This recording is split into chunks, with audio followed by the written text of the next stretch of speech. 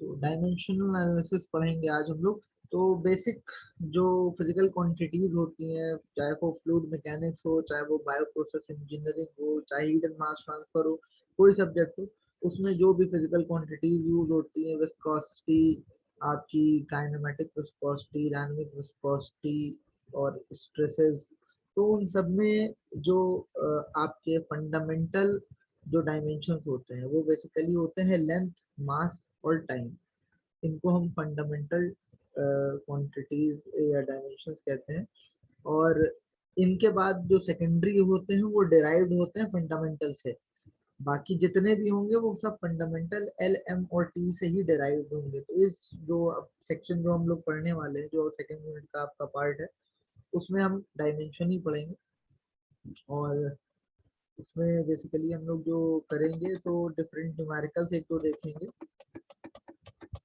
बात करते हैं सेकेंडरी और डिराइव्ड क्वांटिटीज की। जो फंडामेंटल डायमेंशन या फंडामेंटल क्वांटिटीज थी वो हमारी लेंथ, मास और टाइम है। इनसे जो भी डिराइव्ड क्वांटिटीज या आपके डायमेंशंस होंगे उनको हम सेकेंडरी और डिराइव क्वांटिटीज या डायमेंशन कहेंगे। जैसे कि फॉर एग्जांपल हम बात करते हैं आपकी वेलोसिटी की। If velocity is some quantity, physical quantity, तो इसका हमारा जो फॉर्मूला होता है वेलोसिटी का वो क्या होता है, तो बताएगा? v इक्वल्स टू क्या होता है?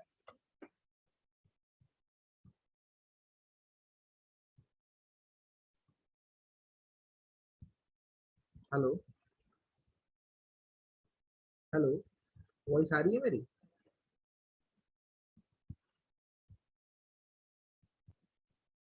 Hello hello.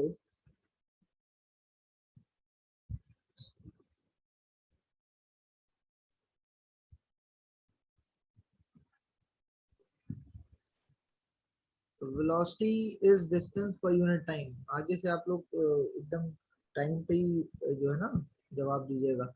तो it is d upon T, that is distance upon time. तो डिस्टेंस की हमारी जो यूनिट है या लेंथ होती है यूनिट, तो वो l है। l अपॉन टाइम क्या है? t। टी। ठीक है, तो ये फंडामेंटल है। These are the fundamental quantities. अब वेलोसिटी क्योंकि एक ये सेकेंडरी क्वांटिटी है, देयरफॉर इसका जो डायमेंशन होगी that will also be a secondary और डिराइव्ड डायमेंशन। तो उसकी जो डायमेंशन होगी वो होगी L upon T.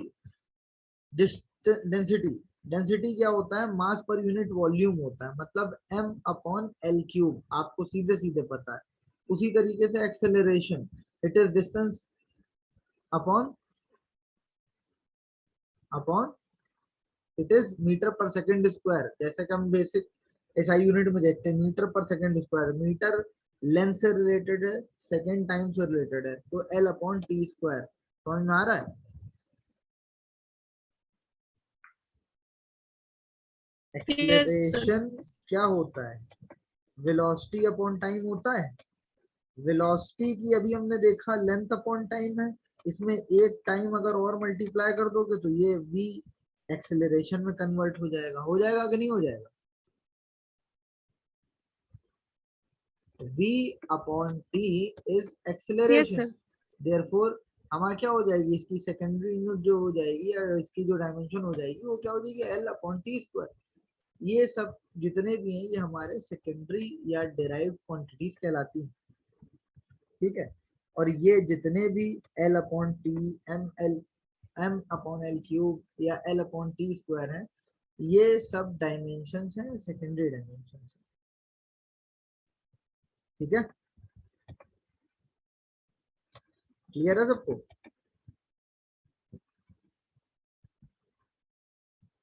Yes sir. ये जो टेबल शो कर रहा है 12.1, वो बेसिकली शो कर रहा है जो फंडामेंटल हमारे क्वांटिटीज या हमारे डायमेंशंस हैं। लेंथ, मास और टाइम, तीन फंडामेंटल डायमेंशन। तो एक ही चीज याद रखेंगे आप लोग, जिनको एल, एम और टी से, और डायमेंशन भी एल, एम और टी से ही शो होती है। बाकी जो भी है ये आपकी देखिए डिराइव्ड है, ज्योमेट्रिक जो है वो डिराइव्ड है, ठीक है। एरिया, एरिया हमारा होता है L square, volume L cube. Kinematic quantities में आ जाते हैं, उसमें वेलोसिटी आती है, अभी देखा हमने एल अपॉन टी या L T to the power -1। Angular velocity omega T to the power -1 होती है, क्योंकि ये रेसिप्रोकल होता है टाइम का बेसिकली। एक्सेलरेशन क्या होता है आपका ए, अभी हमने बताया एल अपॉन टी स्क्वायर या एल टी टू पावर -2। इसी तरीके से ये सारे जितने भी सेकेंडरी या डिराइव्ड क्वांटिटीज हैं वो शो की गई हैं। टॉर्क आपका टी जो होता है वो एम एल स्क्वायर टी -2 होता है, मोमेंटम एम एल टी -1 होता है, वर्क या एनर्जी आपका एम एल स्क्वायर टी -2। देखिए टॉर्क और वर्क बराबर ही है। तो इस तरह से जैसे आपकी प्रेशर इंटेंसिटी और आपकी ये देखिए मॉडुलस ऑफ इलास्टिसिटी, इन दोनों की भी जो यूनिट्स है वो सेम है। और जो है बात करते हैं फोर्स की और वेट की, इससे पहले ही बताया था फोर्स और वेट इक्वली होते हैं। तो फोर्स और वेट की भी आप देख रहे हैं जो डायमेंशन है वो इक्वल है, ठीक है। तो डायमेंशन हम सीधे सीधे फॉर्मूले से भी डिराइव कर सकते हैं, किसी चीज का फॉर्मूला पता है। जैसे फोर्स है फॉर एग्जांपल, फोर्स का अगर हमें ये डायमेंशन निकालना है तो कैसे निकालेंगे? We know that force F, F equals to M into A होता है, मास इंटू एक्सेलरेशन होता है। Yes, sir. मास खुद एम है, ठीक है। एक्सेलरेशन की यूनिट क्या थी अभी हमने देखी थी? इट इज वेलोसिटी, हाँ एल टी -2। वही हम कह रहे हैं, बेसिक से बता रहे हैं। ये होता है वेलोसिटी अपॉन टाइम, और वेलोसिटी होता है डिस्टेंस अपॉन टाइम। डिस्टेंस हो गया एल, दोनों में टाइम डिवाइड हो रहा है मतलब टी स्क्वायर, तो टी टू द पावर -2। तो आपकी यूनिट क्या आ गई? देखिए एम एल टी -2 आ गई। देखिए यहाँ पे क्या लिखा है, M L T -2। Similarly weight के लिए क्या होगा? W equals to M into g. M की मास की जो डायमेंशन है वो एम है, और एक्सेलरेशन ड्यू टू ग्रेविटी का भी एल टी -2 ही होगा। क्लियर है ये चीजें आपको, कैसे हमारी ये डायमेंशन आ रही है? Hello, Yes, sir. आसान है ना? हेलो, जी. अब देखिए एक न्यूमेरिकल छोटा सा है, ये आएगा तो 2 नंबर में आ जाएगा आप लोग के। इसमें एंगुलर वेलोसिटी, अभी जैसे हमने देखा था एंगुलर वेलोसिटी की 1/t होता है। कैसे होता है? Angle covered in radiance upon time. अब रेडियन को कोई यूनिट नहीं होती है, ठीक है, कोई डायमेंशन नहीं होती है, तो सीधे सीधे angle cover in radian upon time, तो 1/t, दैट इज t-1। इसीलिए एंगुलर वेलोसिटी डायमेंशनलेस होता है वो तो। हेलो, सर डायमेंशनलेस क्वांटिटी होती है एंगल तो। हाँ डायमेंशनलेस क्वांटिटी होती है, इसीलिए तो 1 लिखा है इस जगह पे, देखिए, ठीक है। एंगुलर एक्सेलरेशन की बात करते हैं तो ये देखिए ये है रेडियन पर सेकंड स्क्वायर, और रेडियन अभी हमें पता है डायमेंशन लेस है तो 1 है, अपॉन सेकंड स्क्वायर मतलब टी स्क्वायर। तो एंगुलर एक्सेलरेशन की यूनिट हो गई t-2, ठीक है, ठीक है। Yes, sir. डिस्चार्ज अभी हम लोग ने अभी पढ़ा था, जब फ्लो हम पढ़ रहे थे उसमें हम लोग ने देखा था कि डिस्चार्ज को Q से शो करते हैं, Q equals to A into V, area into velocity. था कि नहीं था? इसीलिए हमने कहा था डिस्चार्ज जो होता है वो होता है A1V1 इक्वल्स टू A2V2, ये बताया था ना? हेलो, अभी फ्लो हाँ थ्रू सर, पाइप बताया में था. हम लोग ने पढ़ा था, तो एरिया का जो डायमेंशन होता है वो होता है एल स्क्वायर इंटू आपका जो वेलोसिटी का है वो है एल अपॉन टी, तो ये हो जाएगा L cube T to the power -1। समझ में आ गया?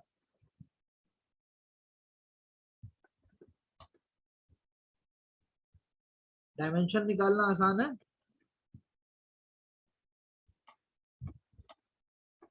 इसी तरीके से सारे डायमेंशन निकलेंगे, आप किसी भी क्वांटिटी का डायमेंशन निकाल सकते हैं। अगला टॉपिक जो इसमें है वो डायमेंशनल होमोजेनिटी है।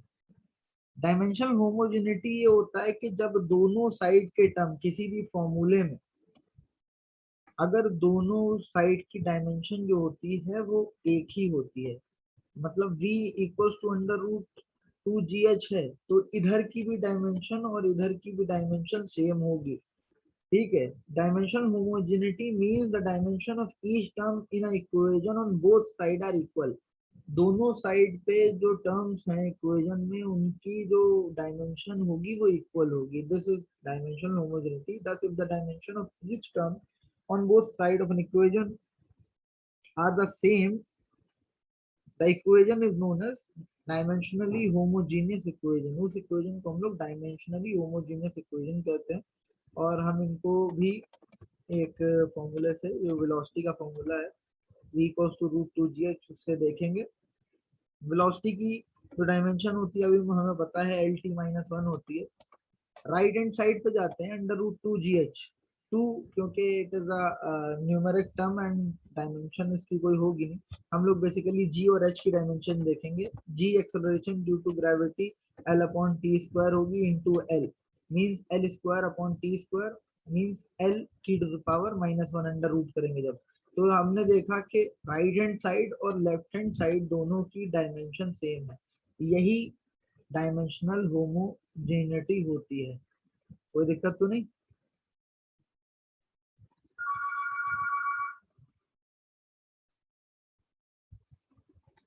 इसमें कोई प्रॉब्लम तो नहीं? No sir. आगे बढ़ते हैं। अब मेथड ऑफ एनालिसिस, आपके जो फ्लूइड मैकेनिक्स में या किसी भी इंजीनियरिंग में जो डायमेंशन के एनालिसिस के मेथड होते हैं वो दो होते हैं, एक रेले मेथड और दूसरा है बकिंघम पाई मेथड या थ्योरम। तो इसमें जो आपके सिलेबस में है वो है बकिंघम पाई थ्योरम। तो फिर भी हम लोग रेले मेथड को बेसिक सा जानेंगे कि रेले मेथड होता क्या है, और फिर हम सीधे बकिंघम पाई थ्योरम ही पढ़ेंगे। जब हम बात करते हैं एक्सप्रेशन की, वेरिएबल की, जिन पे 3 या 4 वेरिएबल होते हैं सिर्फ, मतलब किसी भी इक्वेशन जिनका हमें डायमेंशन निकालना है या हमें उनको डिटरमाइन करना है रिलेशन, अगर उन इक्वेशन में जो डिपेंडेंट वेरिएबल्स हैं वो 3 और 4 हैं, मैक्सिमम 4, तब हम रेले मेथड यूज करेंगे। रेले मेथड जो फर्स्ट वाला है तब यूज करते हैं, क्योंकि ये आसानी से हो जाता है। मगर अगर हमारे नंबर ऑफ वेरिएबल्स किसी भी इक्वेशन में, जैसे मान लीजिए इस इक्वेशन में एक v है, एक g है, एक h है, तो 3 वेरिएबल्स हैं, तो 3 वेरिएबल के लिए हम लोग आसानी से अगर किसी इक्वेशन सॉल्व कर पाएंगे तो वो रेले मेथड होगा। बट अगर हमें किसी कॉम्प्लेक्स इक्वेशन, बड़ी इक्वेशन के लिए जानना है जिसमें कई सारे वेरिएबल्स हैं, ठीक है, तो उस कंडीशन के लिए, जैसे कि अभी हम लोग ने वो प्रेशर लॉस वाली पढ़ी थी, एचएफ वाली इक्वेशन पढ़ी थी पिछले उसमें लेक्चर में, तो उसमें क्या होता है, नंबर ऑफ वेरिएबल्स आता है, उसमें वेलोसिटी भी है और फ्रिक्शन भी है, लेंथ भी है, ठीक है। तो काफी सारे वेरिएबल, जब 4 से ज्यादा वेरिएबल्स आ जाते हैं तब हम लोग बकिंघम पाई थ्योरम यूज करते हैं। तो इतनी चीज दिमाग में रखिएगा, रेले मेथड हम लोग मैक्सिमम 3 और 4 वेरिएबल्स की यूज करते हैं, और हम लोग बकिंघम पाई थ्योरम जब हमें ज्यादा वेरिएबल्स होते हैं तो हम यूज करते हैं। तो सीधे हम चलते हैं जो हमारे सिलेबस में है बकिंघम पाई थ्योरम, उस पर।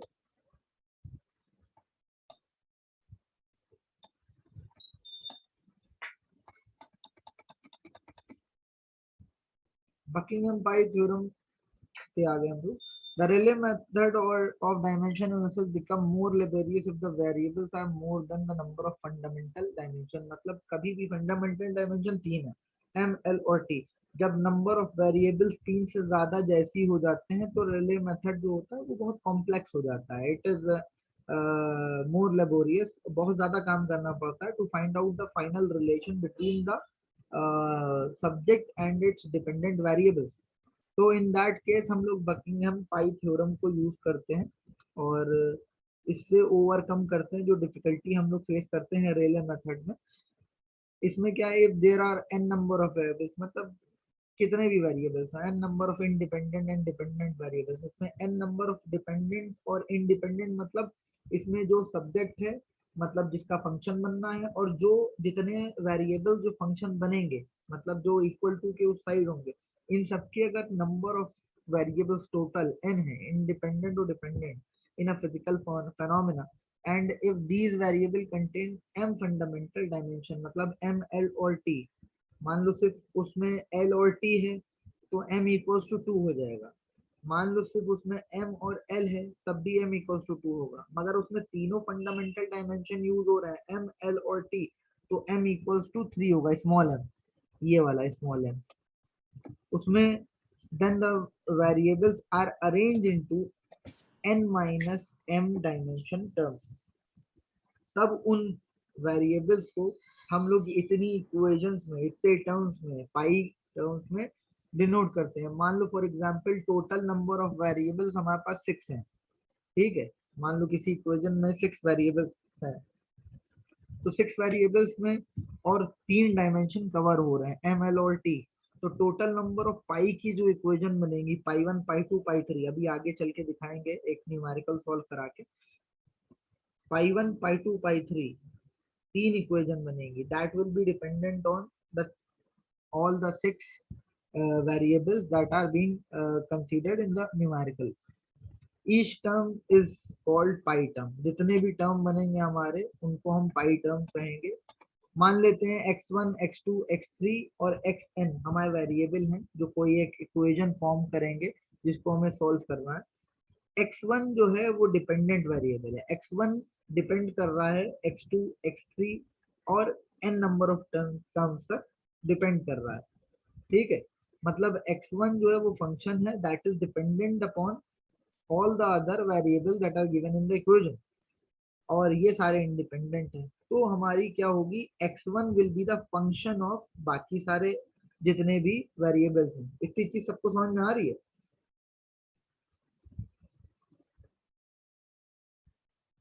Hello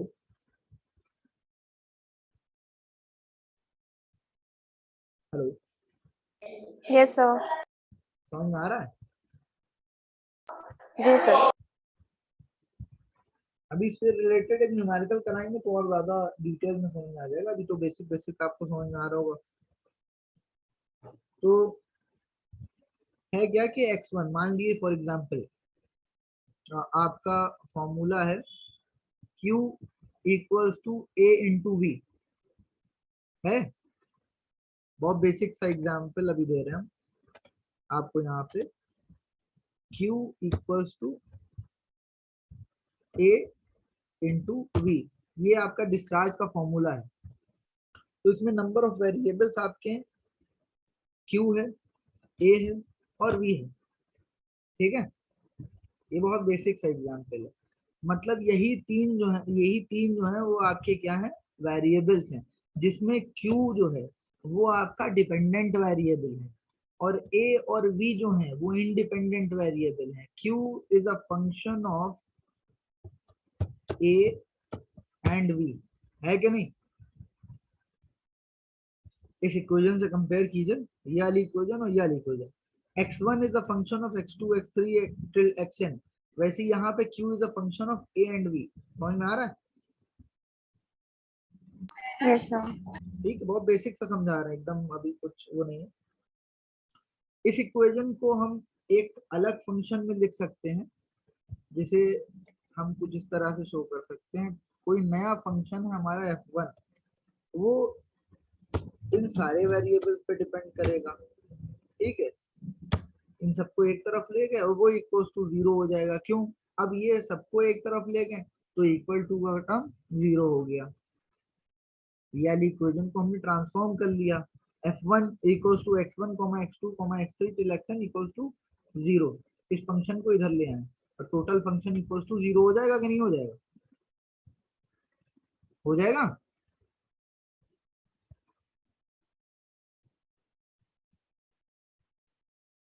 Yes, sir. ठीक है, समझ में आ रहा है? अब क्योंकि अगर ये डायमेंशनली होमोजीनियस इक्वेशन है, if this equation is a dimensionally homogeneous equation, तो इसमें इधर साइड के dimension will be equals to this side dimension, होगा कि नहीं होगा? होगा सर। अभी यही आपको न्यूमेरिकल जब कराएंगे समझ में आएगा। अगर आपसे पूछे एग्जाम में बकिंगहैम पाई थ्योरम को एक्सप्लेन किए, तो जो हम एक्सप्लेन कर रहे हैं वो आप करेंगे, न्यूमेरिकल में आप न्यूमेरिकल करेंगे। तो ये चीज बहुत बेसिक सी है जो आपको मैं बता रहा था। आगे बढ़ते हैं। ये इक्वेशन जो है जो अभी हमने बनाई, this is the dimensionally homogeneous equation, it contain n number of variables, m fundamental dimension हमारे इसमें होंगे, m जो होगा मैक्सिमम 3 तक जाएगा, क्योंकि हमारे जो फंडामेंटल डायमेंशंस है वो m l और t हैं।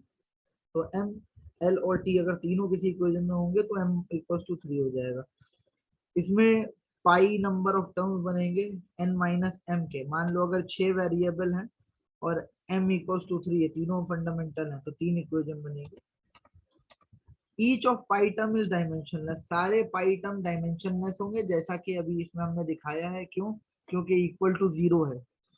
And is independent of the system, division और multiplication by a constant does not change the character of the pi term. अगर किसी भी वेरिएबल के साथ कोई कांस्टेंट मल्टीप्लाई है तो हमारा पाई टर्म उस पर डिपेंड नहीं करेगा।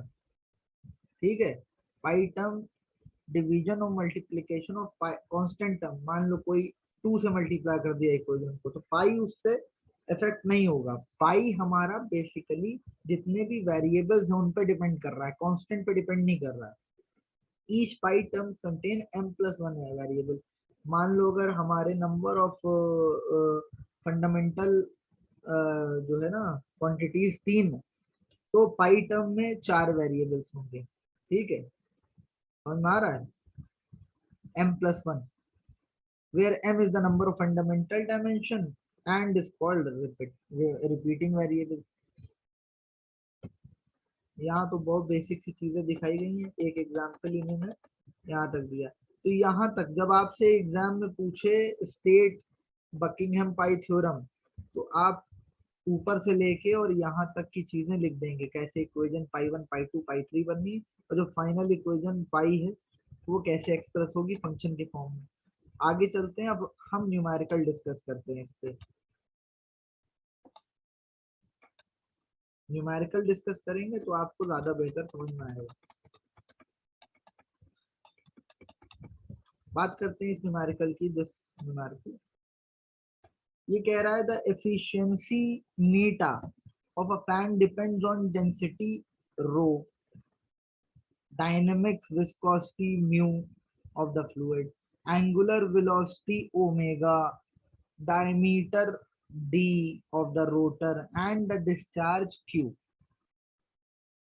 ठीक है, सबको दिख रहा है? Hello, yes sir. सबको दिख रहा है ना न्यूमेरिकल? कह रहा है कि किसी भी एक फैन की जो एफिशिएंसी है वो उसकी जो है ना फ्लूइड की density, dynamic viscosity mu, angular velocity omega, diameter of rotor D और डिस्चार्ज क्यू पे डिपेंड कर रही है। ठीक है, किस पे कर रही है?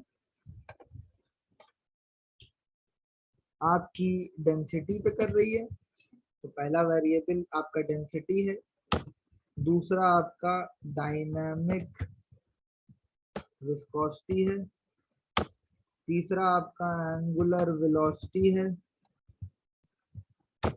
चौथा आपका डायमीटर है, पांचवा आपका डिस्चार्ज है।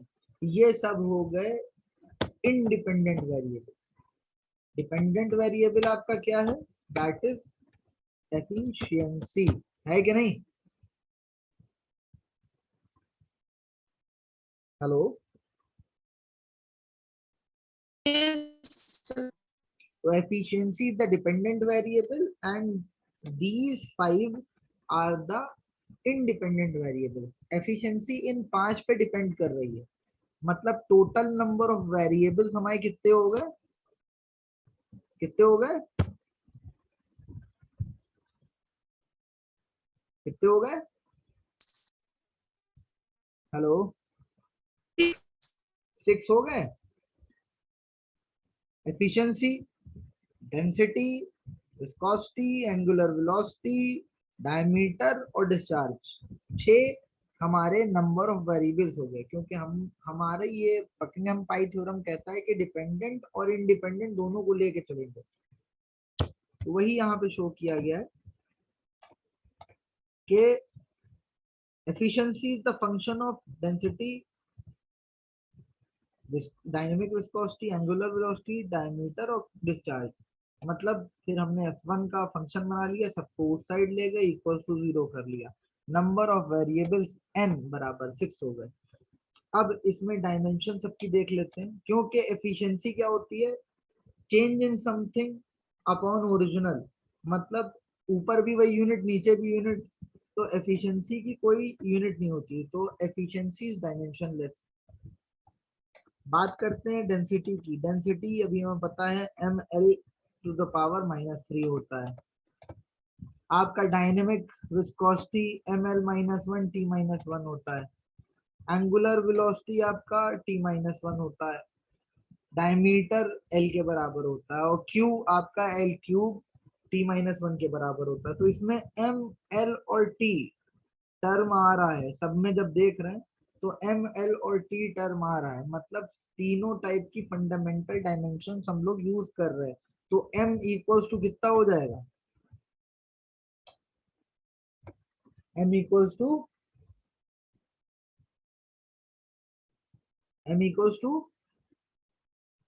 3। समझ में आ रहा है? जिसको नहीं आ रहा है वो पूछ ले हमसे।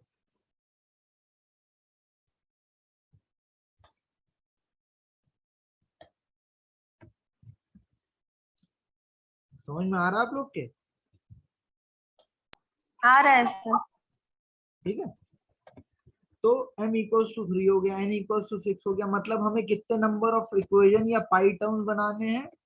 n-1, n-m, सॉरी n-m, मतलब 6 - 3 इक्वल्स टू 3। मतलब 3 पाई की इक्वेशन बनेगी अब हमारी, पाई 1, पाई 2, पाई 3, जिनको हम लिख सकते हैं कुछ इस तरीके से।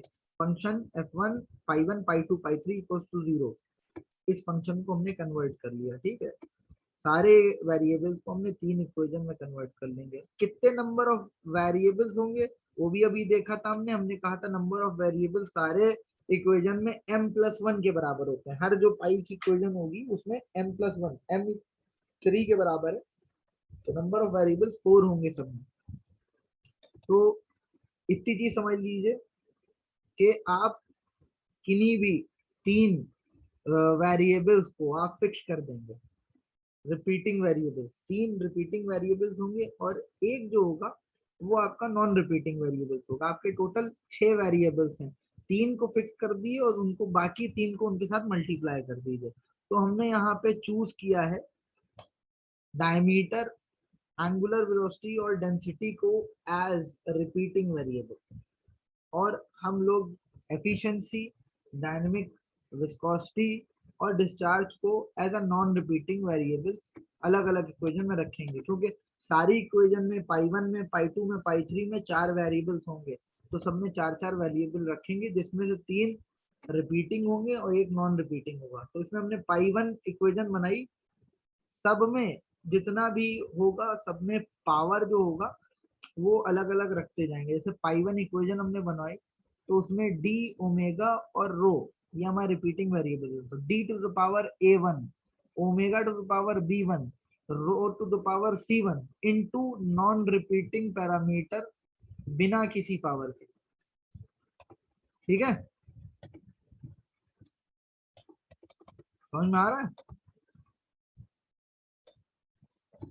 दूसरी इक्वेशन बनाई हमने, उसमें 3 रिपीटिंग जो पैरामीटर्स थे हमारे, उनको हमने पावर a2, b2 और c2 रखा और नॉन रिपीटिंग को ऐसे ही रखा। उसी तरीके से इक्वेशन थर्ड बनाई, उसमें भी हमने रिपीटिंग वाले में a3, b3 और c3 पावर रखा और नॉन रिपीटिंग को एज इट इज रख दिया। तो ये हमारी 3 पाई की इक्वेशन बन गई। ठीक है, क्लियर है? Yes, sir. इसके बाद हम सबसे पहले पहली इक्वेशन को उठाएंगे, ये पहली वाली कोई दिस इक्वेशन को, और उसको हम सॉल्व करना शुरू करेंगे।